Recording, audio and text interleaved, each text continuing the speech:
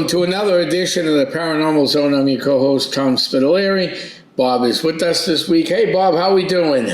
I'm doing great, Tom. Thanks. Yeah, this is our second episode and our first real episode broadcasting from the new James R. Ross Memorial Studios, high above Union Street in the historic Washington Mills in Lawrence, Massachusetts. Oh, by the way, the other night when here moving and I heard some stuff downstairs at the elevator that was quite interesting. So Wow. We'll see where that goes. But we're high above, looking over the mighty Merrimack River on one end of this building. So we're in a good location. We're happy to be here.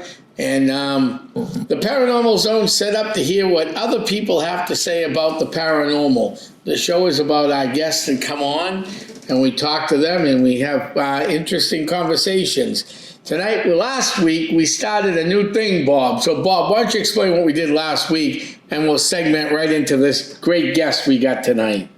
Yeah, you know, we here on the Paranormal Zone, we get a lot of requests about from our listeners about paranormal books. What's a good book to look at, to learn things, and what's a good book to read, just out of interesting stories and so forth. So we've come up with the concept of doing a paranormal book review 1 week, and then the following week have the author on to really kind of discuss the chapters in depth. So 2 weeks ago, one of the best authors in New England, in my opinion, is Lynne Nickerson. And Lynne sent me a copy of her book, and Tom had a copy. We read the book. It was so interesting. We got some great feedback from last week's show from our listeners. So this week, we're going to have Lynne Nickerson on, and she's going to actually deep dive into a lot of the stories she told, which are just so interesting. I don't know if we'll get to all of them today, but we're going to try. And believe me, the experiences that Lynne has had that we're going to talk about is really beyond anything that I've seen, frankly, both in UFOs and in paranormal investigators. So, Lynne, welcome to the Paranormal Zone. Well, thank you so much. My goodness, that was, I'm honored. Welcome, Lynne. Well, you Thank deserve you, it. Tom.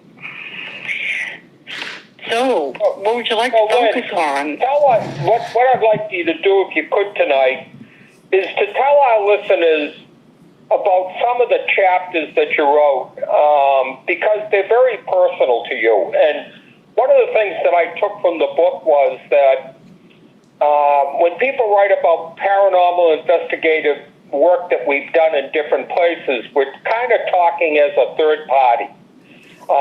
We were there, we investigated it, but the experiences were what we found there. What I took from your book was that the experiences that you write about, you've actually done. Yeah, absolutely. Yeah. What was that?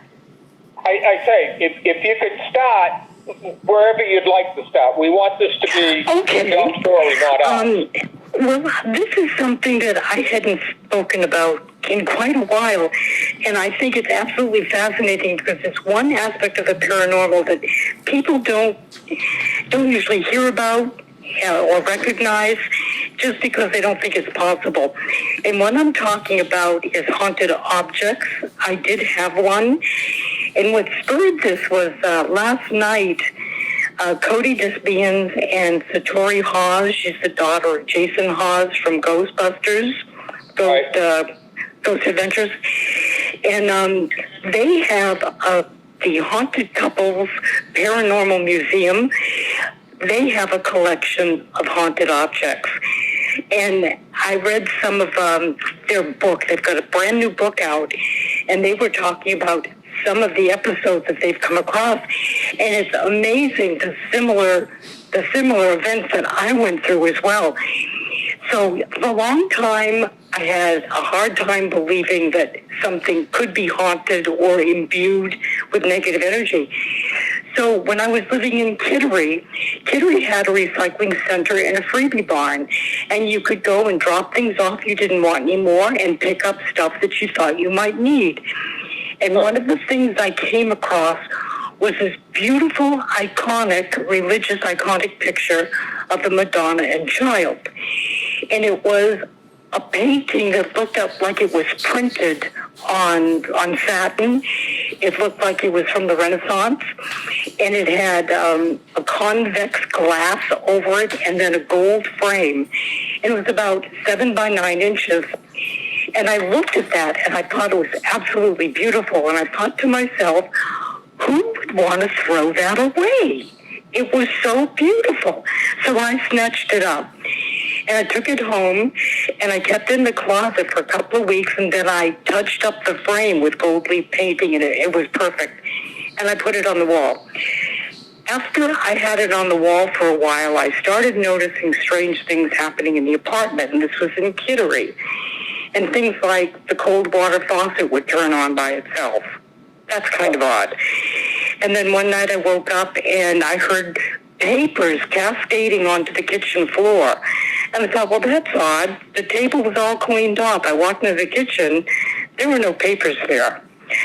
Another thing that happened, I had some shamanic dreams.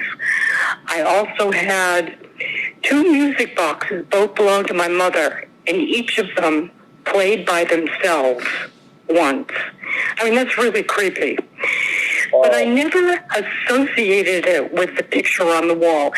There may have been a connection, there may not have been. But as time wore on, I began to suspect that there's something wrong with the picture.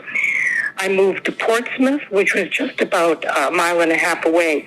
I was on the north side of the Piscataqua River, and I moved to the south side to Portsmouth. Things there happened like I was held down in bed with someone whispering in my ear, talking to me. That happened twice. The only way that I was paralyzed, I couldn't move. And the only way I could get out of this frozen position was to pray, and it lifted. Bizarre dreams, a lot of strange things. Still, I didn't associate it with this picture. I moved to Arizona, and I took it with me.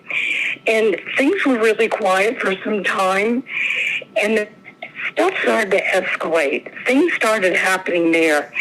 And one day, I went to work, and I had an argument with one of our managers. We had a disagreement. The guy was kind of sickly looking, and he smelled. We at work there really thought that maybe he was heavily into drugs. We also heard other things, that he could be violent. So we had a bad argument. And that night when I went home after work, after the shift, I was just so angry and wondering how on earth can we work under this guy who has absolutely no integrity. So when I walked through the door of the condo, everything seemed fine until I walked over the threshold into the bedroom. And then something was off. And I realized that this piece of decor that was on the wall was no longer there. And I thought, well, what the hell happened? Where is it? So I walked around the bed, and there it was on the floor, about 15 feet away from the wall. The hook was still in the wall. And this ceramic turquoise north wind was laying on the floor, broken, under the picture of the Madonna and Child. Oh. And I'm still trying to process that, like, that's poltergeist activity. Why? Why in front of the picture, the Madonna and Child? So I consulted with a couple of psychic friends, and they both said, there's something in the room that's acting like a portal. And I had one of them come over just to be sure. She walked into my bedroom, and she walked straight to that portrait. And she said, this is it. It's all of the activity is connected to this picture. So I got to thinking, I argued with her because I just didn't want to believe that something that beautiful could have any kind of evil connotation or evil connected with it. And then she said, this is it. And I realized, in satanic rituals and so forth, they'll tip up a cross upside down. And with intent, they vitiate it, they violate it, and they can change its sanctity. So I have a feeling that this beautiful picture probably resided in the home of, I think, a Catholic family. I mean, it was very Italian, very religious. But, you know, things happen in families. People get murdered. People get abused. Children get abused. Who knows? Who knows what happened in that family? So there's some negativity associated with it. You don't always know where it comes from, but it could have been from ritual abuse, ritual, like preparing an object for a ritual ceremony. It could have been imbued with negative energy that way. It could have simply absorbed energy in a home where everyone is negative or bad things have happened. Trauma of any kind, even an owner of an object imbues their personal energy on something. But, you know, if it's not negative, only a psychometrist, chances are, would pick up on that. So I had a battle with myself where I was really conflicted. I didn't want to get rid of it, but I began to understand there was something wrong with that picture. I lost my appreciation for its beauty. It started to nag at me. So I took the darn thing to the recycling center in Sedona, and I threw it in the trash so that no one else would have to deal with it. Wow. And everything stopped at the house. All the negative stuff stopped. Yeah, let me ask a question to both you and Tom, because my co-host is very much into haunted items. I think, Tom, you have a semi-museum of them, correct? I have a semi-collection of haunted objects. That is correct. So Oh, yes, you do, Tom. Yeah, I'd forgotten that. Yeah. I don't know how you do it. Do you put them in quarantine? You do, don't you? I have them in specialized quarantine. Don't you feel that it's dangerous for you to be around them? Nope. Because I have them locked down and I'm not afraid of them. So, that's why. Yeah. But fear is... Well, you know, you don't necessarily have to not be afraid to be affected by it. Sometimes you don't know. No, you need to Sometimes have, right. it could have an attachment and bother you. Correct. But that stuff there's is... always that possibility. Correct. That stuff is locked away in a secret location. Mm-hmm, that's good.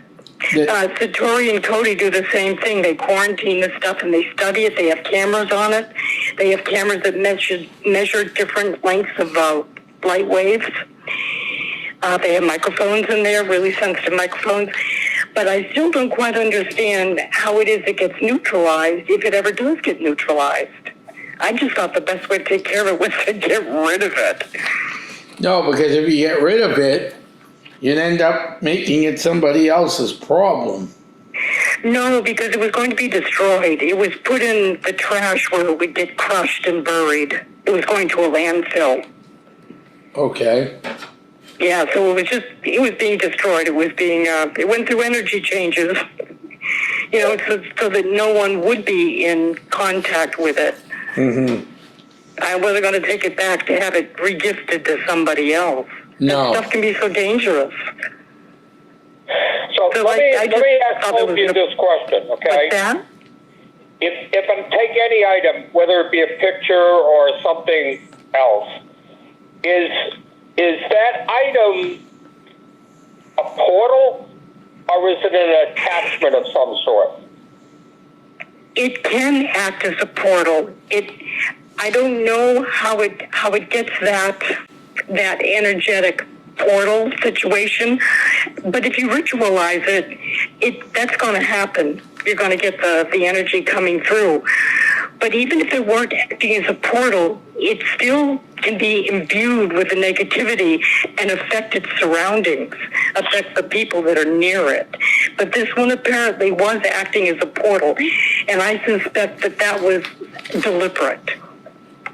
Well, so Lynn, explain to our listeners what the definition of a portal is so they understand it. Yeah, tough question. Well, it's an opening that opens onto different dimensions. Right. And dimensions, I believe, to be elements of time and space. And you can open it and you can close it. And you can open and close it by the words of saying that you're closing it and that it's closed and it's done. I don't know what else. What else? I don't know how else to explain it to you, except that either it can be a portal and stay open, or it can just be imbued with negativity that affects everybody around it. It's like having a sick dog that's going to pass on contagion. It's similar to that. Right. No, that's a good definition.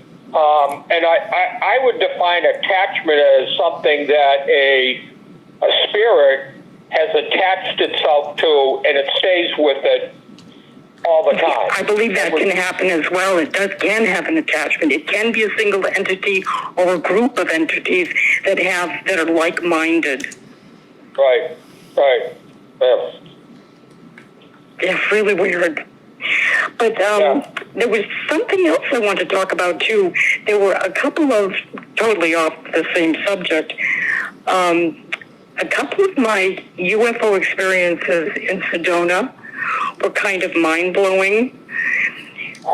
And we had talked about, sort of offline, about people getting abducted and then, having no recourse as to stop the procedure. And I don't know what state some of these people wind up being in. I don't always know why it happens.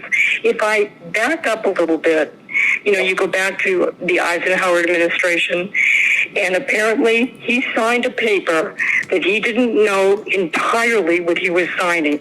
And this is according to his granddaughter, Laura Eisenhower, that he was duped. Information was withheld from him, that there was an exchange of technology for human experimentation. Well, he wasn't made privy to all of the tenets of what he was signing. And as he was leaving his office and his position as president, that is when he gave out the warning of beware of the military-industrial complex, because by then he had been made aware of what it was all involved. And it involved the trafficking and the body parts and the DNA collections and whatnot. All of the ETs are not bad. There are some that are negative, there are some that are neutral, and there are some that are very benevolent. From what I've read from Preston Dennett, he has interviewed a lot of people who have been abducted, and some of them have been able to reverse their abduction by relying on their faith. They can pray. They can pray to God. They can say the Lord's Prayer or whatever is meaningful to them in a spiritual or religious way. And they stop the process and they can be returned.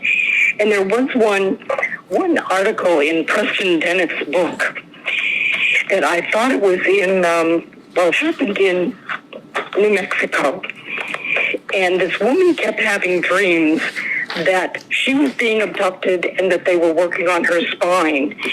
And then she had dreams that her 7-year-old daughter was being abducted. And hang on just a second. I've got the one paragraph. And she says that she became very emotional when she saw that they had her 7-year-old in the dream, and she started screaming and objecting loudly. And she writes, at this point, there was a flash of white light, and an angelic-looking female figure appeared, turned to the beings, and ordered them to give the child back, which they did.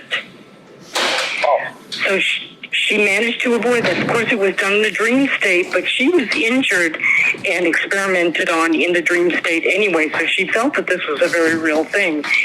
Now, that was the only one that I could use as an example, but I have read in another one of Dennis' books, it might even be in here, I couldn't find it, that if you start praying, and if you believe in what you're saying, it can be reversed or it can be halted because of the agreement. And oftentimes it's the Greys, sometimes it's really strangely described beings that are from who knows where.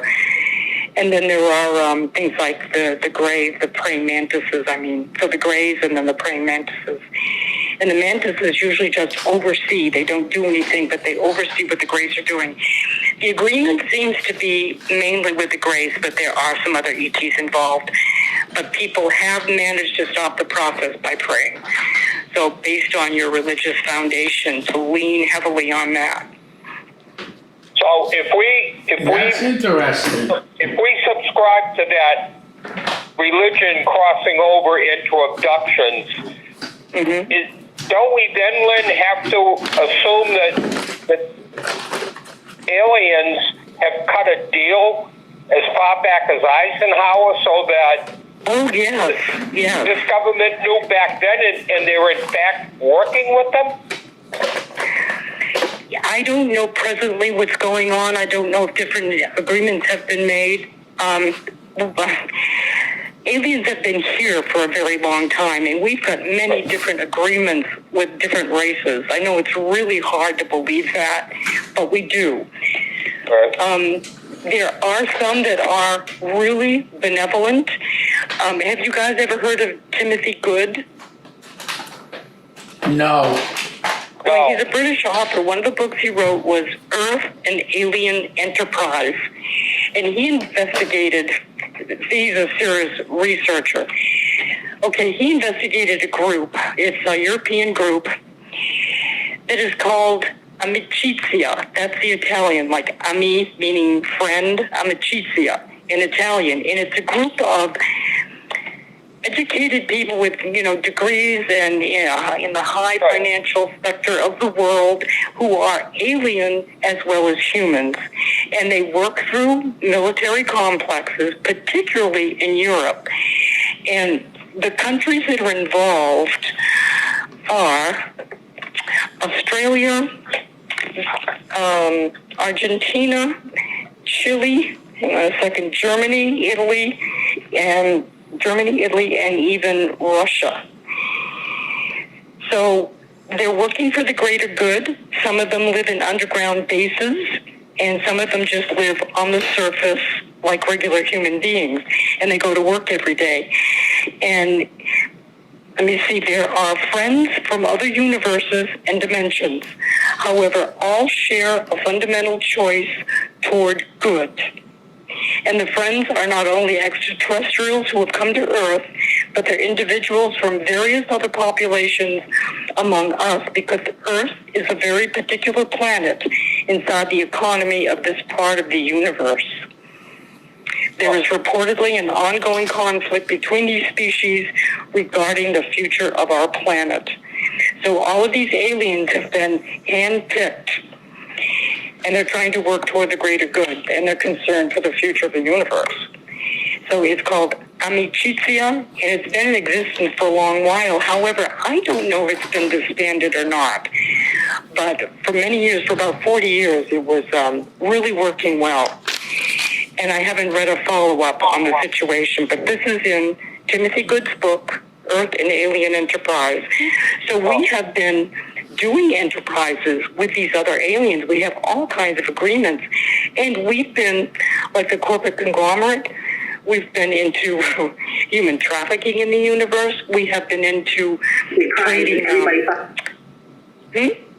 Nothing. That was weird. Something I just heard some voice in here. Don't worry about it. It's all set. Oh dear. We've been trading minerals and products. This has been going on for a long, long time. And this is why we don't understand all of this intervention that we're seeing, but it's not explained to us. I mean, it's so deeply rooted in the past, in our economic history, in our physical history. They've been playing with our DNA for a long time. It's a very complex situation. And it's not easy to just say, when do we get disclosure? There's just so much to it. So, Lynn, I got a question for you. What's that? I think you've already answered this question. We both know somebody in common who said this on, I think, probably many podcasts. Do you believe that human women have been impregnated by aliens? Absolutely. They've been fooling around with our DNA for a long time. It has to do with they want the survival of the species, and they want the survival of their species. Like I said, it's very complex. And they also want to tweak our DNA and, turn some of it off and turn some of it on. It's just very complex. Yes, I definitely believe that. Many, many women have reported that, losing fetuses. And they have been introduced to the children that they would have had, that they incubated them somewhere else in liquid on an aircraft or on a spacecraft somewhere. And they have had the pleasure of being introduced to their own child once the child was fully grown as a baby and hatched or whatever it is. And they know that it's their child. They recognize themselves in the child. Very heartbreaking, and those really. people are living amongst us today. Oh, yes. There are many that pass for humans, which was going to bring me to one of my stories, which I think really emphasizes this. This has happened in Sedona. I was working at a grocery store before I got another job. It was right across the street from my condo, so it was really easy. So this one day, it was about 10 minutes to 3, my shift stopped at 3. I had a long line, and at the end of the line was this guy who looked like he was from maybe France or Italy. He was very slight. He had like a shag haircut, which was popular really in the 60s and 70s. And this was early 2000. So he came through my line, and when he stopped to put his items on the belt, he kind of jumped back from me, and he goes, "Oh my God, you're full of light." And I thought, oh great. Sedona is full of New Agers. And I thought, oh, he's got to be a New Ager, and he's just flattering me. And I just said, oh yeah, I guess, whatever. So when I just kept scanning his items, and he was intently staring at me, and then he says to me, "You're not going to be here for very long," meaning my job. And I knew exactly what he meant, because things weren't going very well there. But I scolded myself for showing that on my face, because I thought certainly he saw that in my expression. And I said, well, maybe not. We'll see. So I checked him out, and he started to walk out the door, and he gave me this strange look, and I had a feeling like I was losing this long-lost friend. It was the oddest sensation. I felt so sad when he walked out the door. Now, he was my last customer, so it took me about 10 minutes to cash out, do my drop, and it was in the summer, about August, and we had terrible monsoons in Sedona. Well, when I walked out the door, there's a big overhang, and I thought, there he was. I thought I'd never see him again, and he was standing under the overhang.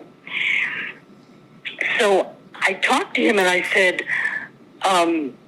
what's wrong? Are you waiting for somebody? And he said, I'm just waiting for the rain to stop. And I said, oh, so you're walking? He said, yeah. And as I'm talking to him, I'm sizing him up. He probably weighed 40 pounds more than I did. Very slender, very small. And I thought, well, if he attacked me, I could fight him off. So I offered him a ride home. He said he lived or was staying 2 blocks away. I said, well, I can give you a ride. That is something I have never done and have not done since. But I had such a feeling of calmness about this person. So we both ran to my car. It was still raining. We sat there for a minute, and I looked at him, and I tried to, have some, innocuous conversation with him, but I knew then there was something different about him. And I looked at him and I said, you're not from here, are you? And I'm sure he knew what I meant, but he passed it off as me saying, oh, like you're not from this country? I knew damn well he wasn't from this earth. And I looked at him, he said, I'm just visiting. He says, I'll only be here for a few days. And I said, but you're not from here, are you? And in my head, I'm saying, Earth. And again, he said, I'm not going to be here very long. I'm just visiting. So then I'm thinking, it's such a shame because I would just love to go out and have a cup of coffee with him and pick his brain. And he turns at me with a serious look and he says, I'm not looking to be a boyfriend.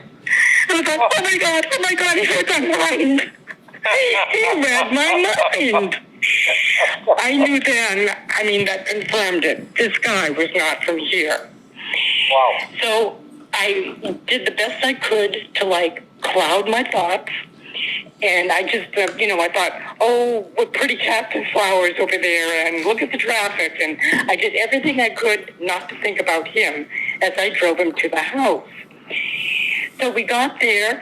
He couldn't wait to get out of the car. And he looked at me and gave me the strangest look, like either he had made a mistake and disclosed his identity, or that maybe he was afraid of me, either that I might hurt him or that I might open my mouth. I don't know what it was. But there was this nondescript expression on his face that I just didn't know what he was thinking.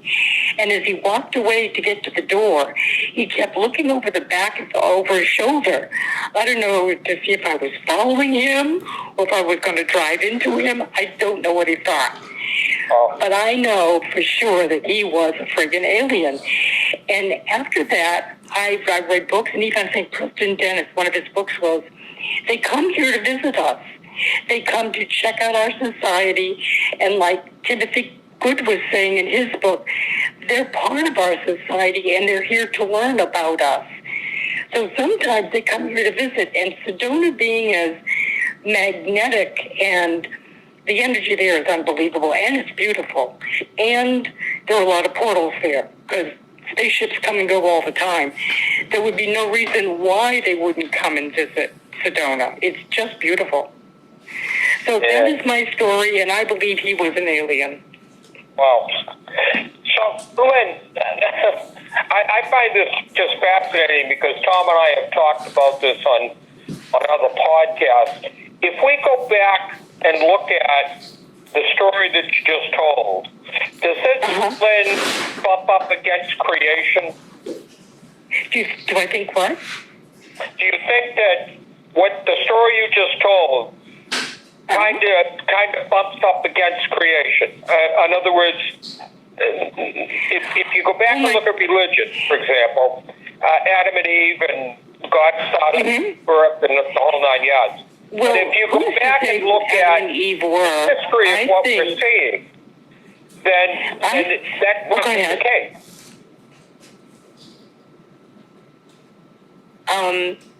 I think that Earth has been a big experiment for a long, long time. It has such biological diversity, more so than there are not many planets like Earth in this galaxy, and they're very concerned about Earth, and they have brought many different species here. And I was going with this. So that there's been experimentation for a long time, and there have been many different species here. There are always going to be more intelligent individuals. If we can splice genes and clone sheep, think of what they can do with, their thousands of years of technology that is more advanced than ours. So I think they're instrumental in playing with life and manipulating life and building different kinds of beings. But there is a divine pattern behind it. There is divinity behind it. So like anything, you think it's a combination of both? Evil. You can be a good scientist or a bad scientist. But if we can do it, they can do it. And, we're kind of low on the intellectual scale, universally speaking. Right. So life is created, and I think it does involve a divine process, because supposedly we can create clones that have no soul, which is not divine. They are just empty shells of biological matter. Right. And that's a scary thought. Yeah. Tom, what's your take on that? Is he asleep? What? What's up? What's your take on what we just discussed here? Well, The divinity of human creation, or Well- creation of any kind of being. I was raised a Catholic. Okay. Yeah. So it's very important that I put that out there. And the reason why I put that out there is because I believe the creation of humans and human beings. I hate to break away from my friends. I have a lot of friends in a lot of different places. But I really don't think it happened the way it happened in the Bible. I honestly think the Yeah. humans were a It's more species. allegorical, I think, so that we can understand the process. Right, I think humans were a species of something else, okay? Now, early on, they have now found some weird stuff of some gigantic creatures that once roamed this area. Correct. Yeah. New England, the United States as a whole. I think we're a hybrid of these creatures that survived due to the change of climate and everything else that has happened to this earth. I mean, the only thing we learned in school was, oh, there were dinosaurs here, then something happened and they died. Wow. I think the earth goes way beyond the dinosaurs. So, You're absolutely right. so what was here before the dinosaurs? Now, there was this document that was unsealed where, give me a minute, I didn't think we were going to go down this road, so I got to think a minute. President Andrew Jackson ordered government officials like Davy Crockett and the one that went west there in St. Louis with the tunnel. What was his name? Not familiar with it. The ones that settled out west that we read about in our school books. Lewis and Clark. Lewis and Clark, thank you, Lynn. Yeah. That Lewis and Clark were sent out to find anything that was pre-civilization, pre-us, to get rid of, including stone structures, and stuff like that. So I firmly believe that there is something else out there. And I firmly believe that we as human beings were by something else. Now, what was that something else? I don't know. I haven't done enough to figure it out, but I don't think all of a sudden it went the way the Bible did. Let's put it that way. Yeah, I've got to agree with you there. I think there were many different routes that this development took. I don't think it was just one species like the giants and then there came us and so forth. I don't think it was quite as linear. I think it was very diversified. I think we're a combination of a lot of different races. I know they're kind of far out there, but it's not exactly. Well, I agree with you, Lynn. I think we see that. What's interesting to me is that I think we could all at least conceptually agree that religion today, in the year of 225, is slowly but surely going away. I don't think that people are anywhere near as religious as they were 50 years ago. No. Agreed. A lot of things enter into that, but wouldn't it be interesting if aliens are now intentionally moving us away from religion in order to give us the actual history of Earth, not just the United States or Texas or any other place, but the whole Earth? When you think about it, religion can be very manipulative. It tells us what to believe. Sometimes the stories are similar, sometimes they're diametrically opposed. Right. It is a form of control. They tell you what to believe, who to pray to, and sometimes there are, parallel entities in different religions that say basically the same thing. I mean, the Romans and the Greeks, a lot of similarities there. Catholicism, there's even a lot of similarities in Catholicism and praying to, different saints. Like, understanding that there are different benevolent energies in shamanism. They give it different names, is what I'm saying. Right. And it's a way of controlling people. Yeah, no, I agree 100%. And I think when we go back and look at because the history books kind of stopped back at ancient Egypt. When you look at hieroglyphics and everything else, it certainly points to flying machines. There's no doubt about that. Right. On cave walls, there has been carvings of what is definitely spacesuits. Mm-hmm. I mean, you can't get away from that. So, Right. and again, just the building of the pyramids is a mystery unto itself. Right. Now, Bob, we don't even have to go this far. I know we have people across the world going, wow, this is a great show. Okay? Maybe. But Lynn, correct me the dates if I'm wrong, because I know more about one, you know more about the other. So, America's Stonehenge, about 4,000 years old, give or take, correct? Yeah, I think it's older than that, but go ahead. All right. So you have the Danville Beehive and the beehives of southern New Hampshire, which was once Haverhill, including Salem, New Hampshire was once Haverhill. New Hampshire didn't exist. The beehive's about 1,400 years old, give or take. I think it's longer than that with all the metals that were found in the soil around the Danville Beehive and the other two beehives that I've looked at. So who built these things and what were they here for? Now we know Native Americans have been here. You had the Paleolithic, the Neolithic years. That goes back thousands of years. But Native Americans built simple buildings. They built from the land.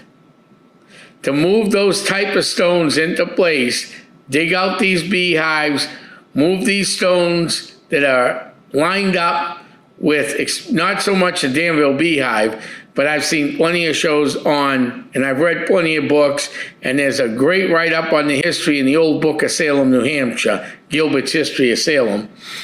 And on this show called Above Ground Archaeology, supposedly, according to this show, and I didn't see any research paperwork, that's why I used the word suppose. I'm real careful because being a historian, even though this was on the Smithsonian Channel, I still didn't see it, so I'm not going to see it without proof, that America's Stonehenge, England's Stonehenge, and downtown Tripoli line up with ley lines. Sorry, that's not done by accident. So there were people here prior to this. Okay, Lynn, sorry about that. I think it was Druidic, actually. I think it goes back thousands of years. That might even be closer to the truth. Right. Yeah. Yeah. I mean, the Native Americans lived at the same time, but it just wasn't their culture to build stone walls and cairns and whatnot. No, not at all. No. And over here, not too far.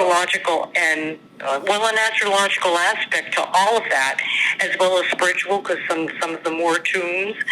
But, it was in conjunction with all of the celestial events, solar events. Mm-hmm. And not only that, we forget about one other one, too. Turtle Mound at Haggett's Pond. And where is that? Haggett's Pond in Andover. Oh, that's right. Yeah, Ron Kolick went there. I was part of Ron's team when we went there. Oh, that's neat. I'd love to see that. So, I mean, It's private property, though, right? Correct. That's another mound that you can't get to. I mean, and then when you look at all the rune stones throughout New England, I did a talk on rune stones. I have a talk I've done at the library on rune stones and stuff. They're all over the place. Rhode Island, Connecticut, New Hampshire. I hadn't heard about the rune stones, but definitely the stone structures are all over New England, all over New York. Mm-hmm. And Connecticut even. Yes. To my opinion, that it was not the Native Americans. No. And they say that it was not them. They just don't know who did it. So the question... The same people in New Grange, was it Ireland? What'd you say, Bob? Bob just said something. Isn't Easter Island another example Easter Island, of that? that's another conundrum, yeah. Yeah, that's another conundrum. Right. That is amazing. It's interesting to me because if we go back to the beginning of time, or our time at least, then this was kind of like a moon or Mars. There was no life on here. And if we believe, and I tend to believe this, and I tend to believe this feeds into a lot of things that can't be explained today, but if another planet, another alien life came to this planet maybe as far back as 1 billion years ago, who knows? Yeah, it could very well be. I have no idea how old the Earth is, but it's a lot older than we know. Sorry about that, Bob. What'd you say? I said, aren't we doing the same thing with the moon and Mars trying to colonize it? Yes, we are. Oh, yeah. Isn't that the same analogy? Yes, I agree. Okay. I see. I think that happened, but I think that this happened millions of years ago, not thousands. I think I agree with you. Yeah. This planet was colonized by another alien life form millions of years ago. And to your point, Tom, this is where the dinosaurs evolved. And this is where they tried that. They experimented with that. And that became, okay, we have to move on from this. And that's the evolution of where we are today. Because every document, every picture you see of people that claim they've seen aliens, aren't they very similar to us? I mean, their facial descriptions are different, but they stand up straight. Yeah. They have arms and legs, a head. Well, Bob, I've got to add there that they're not all of human form, or if they are, they're different parts of animals. They're supposed to be a leonine race. There are, of course, creatures that look like mantids, which is insectoids. There are some that's a dog race. So the DNA has been manipulated. But, there are so many species out there, and there's so many intelligent species out there. It didn't start with Earth. You don't think it started with Earth? Oh, no, I don't. No. Okay. This was a very fertile place to do experiments. I think a lot of different species came here. And they're still coming here. And there are species supposedly living within the Earth. And they have the ability then to transition into looking like us, correct? Some of them do. Some of them can shapeshift and make you think what you're looking at is something else. I think probably so that we don't get scared. Sure. And they can walk among us. Yes. Right. But it's not the case with all of them. Some of them do look like us. Some of them do shapeshift. The reptilian-human hybrids, they're supposed to be able to shapeshift. Which I was going to mention to you, which I was looking for frantically, and I lost my folder. But we're talking about who was here before the dinosaurs. Well, there was a Sasquatch that was telling this Native American the history of the Earth. And I won't get the species correct in line, but he said that one of the first ones that came was the aquatics. That was the dolphins, the whales, the porpoises. The insects came. Oh, I wish I had the list in front of me. And then definitely Sasquatch was brought along, and humans were brought along. But there was a total of 6. And they did bring the dinosaurs, and it was the reptilians that brought the dinosaurs for, like, an animal farm. They ate them. Wow. So they were like raising them like we raise beef. Correct. Right. I really wish I could find that darn list, because I have that file, and I have the exact order of all of these creatures that came before humans. Right. But let's go back for a minute, Lynn, because you talked about Eisenhower and an agreement. So do we think that there is still an agreement in place between alien life and leadership in this Earth? Let's just include the whole Earth, not just this country. That there's an agreement as to what they're doing with each other?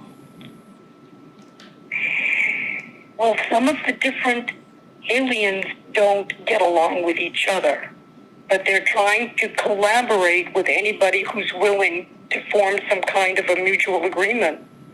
Wow. And the Greys in particular and the reptilians wanted to use humans to experiment.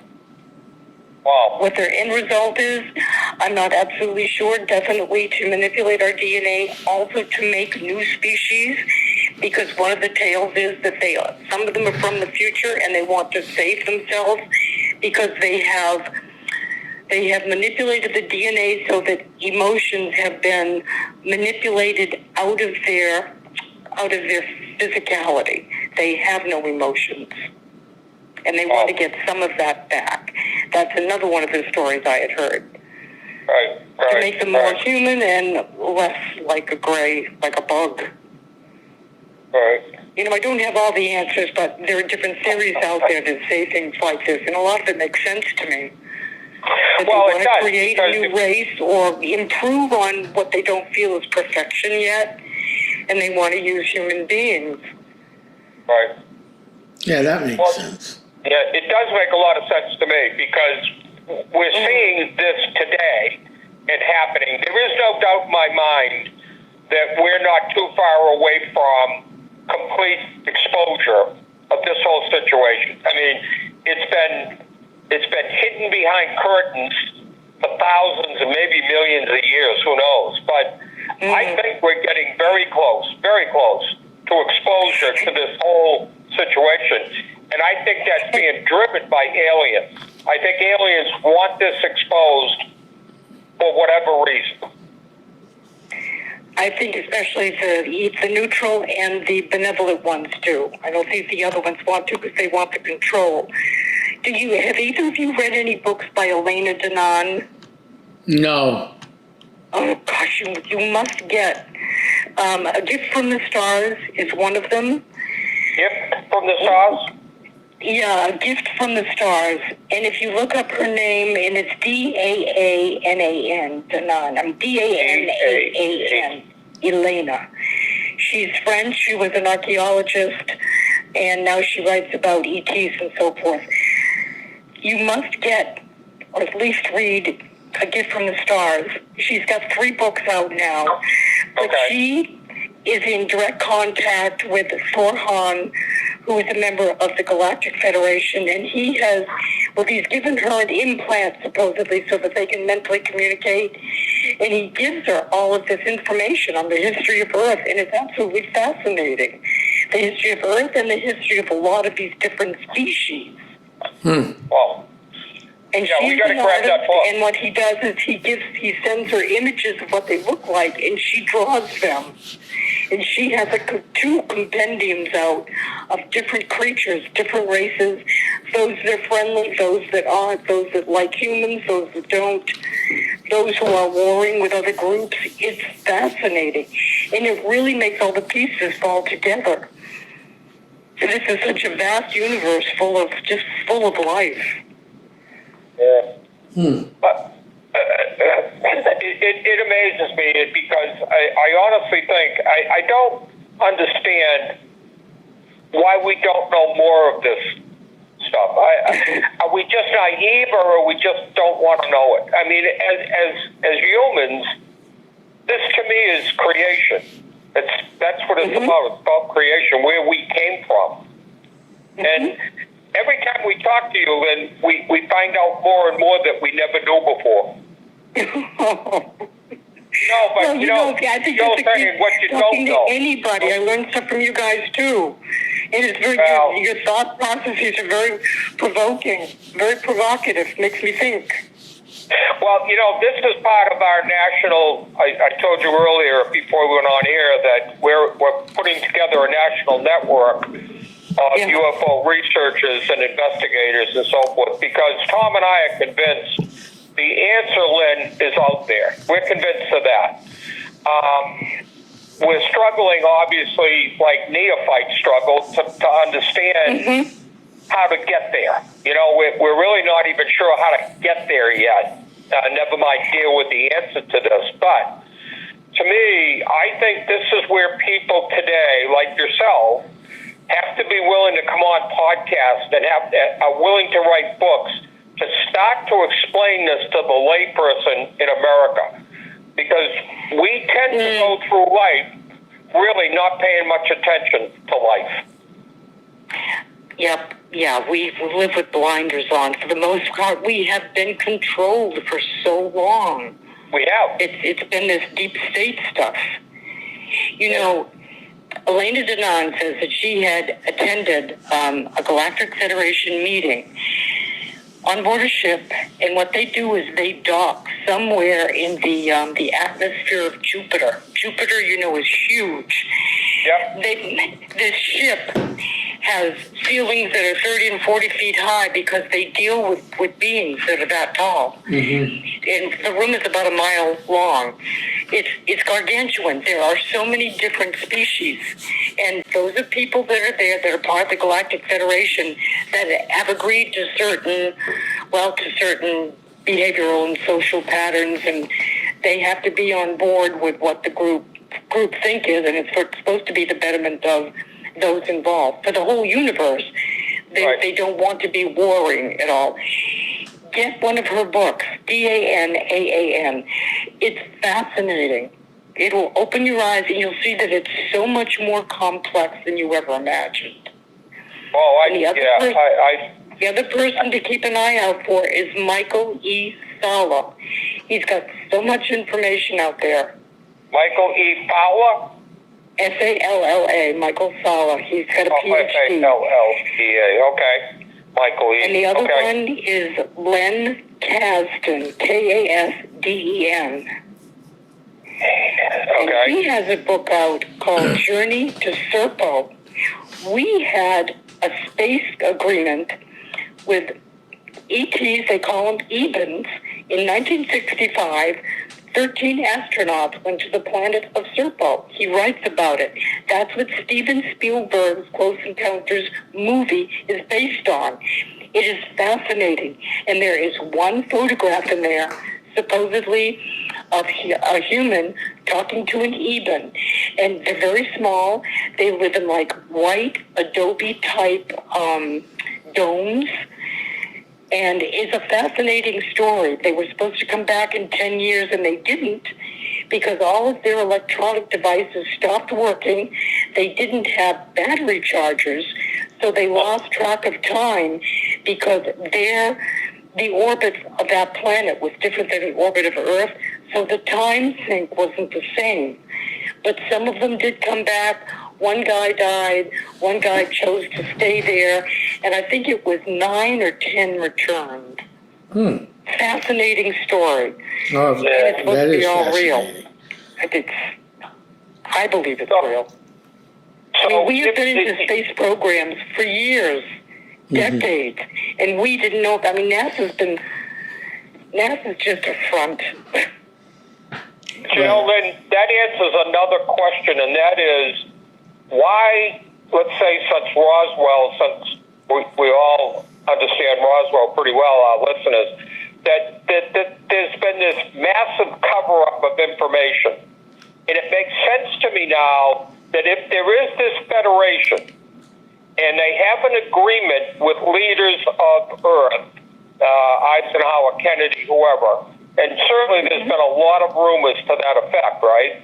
So if that's the case, then all of a sudden, Tom, the cover-up becomes understandable because it's not a cover-up, it's an agreement against people. For example, if you look at Ukraine and Russia, they have agreements of what information they'll let out no matter what side you're on. For lots of reasons, right? Political reasons, financial reasons. So if the Federation is really working with leadership of this world that we live on, then that may very well tell us why they won't release information to us and they cover everything up under, like Roswell, for example, to me, is a prime example of a cover-up. And you have to ask yourself the question, why was it a cover-up? Right. The answer there was is too much explaining they would have had to do. Way too much explaining. They were concerned about people going crazy, rioting, national security. They were afraid of Earthlings revolting. Correct. and losing control. Correct, Lynn. I think the questions do get answered eventually. Oh, they do. Hey, we're going well over an hour on this show. We could go another hour tonight. Well, you Yeah. can edit it out and edit No, it we're not going to edit. No, we run the whole. No, you Lynn, don't edit. we don't edit. We run the whole show. Yeah, we don't edit. Yeah. Actually, I'll tell you, Lynn. Oh, okay. I know I keep saying this, but you are one of the greatest guests. I'll tell you, you have informed, educated, and very frankly entertained. So that our I hope I listeners. haven't given you any bad information. Nah. No, you're not. And our listeners are very, very fortunate to have people like you that are willing to come on and Well, give us this it's a kind of pleasure. insight into what's going on. So we thank you from the Thank you. Paranormal Yeah. Phone. Thank you, I really Lynn. enjoyed it. I was just looking for that Planet Serpo one. You know, I'm quite positive it was Lynn Kasdan, Kasden. All right. Well, Lynn, we appreciate you coming on tonight, Well, thank you again. and we'll get this out to you as soon as we get it out of our universe into the universe. Okay. And if you get a late cancellation and you need to fill in, hey, give me I'll a give you a call. We will, Lynn. Thank you very much. Bob, this was a great show, wasn't it? Great show, yeah, great show tonight. So, Thank you, guys. thank you. All right. So I want to thank all our listeners from across the globe, the universe, the great big lake called the Atlantic Ocean, and wherever you're listening to and from. Thank you for tuning in. I'm Tom. Bob's. Good night, Bob's. Say good night. Good night, group. Good night, everybody. Well, All right. Good night. Thank good night. you. I'm heading back to my crypt. We'll see you in the paranormal. Okay. Good night.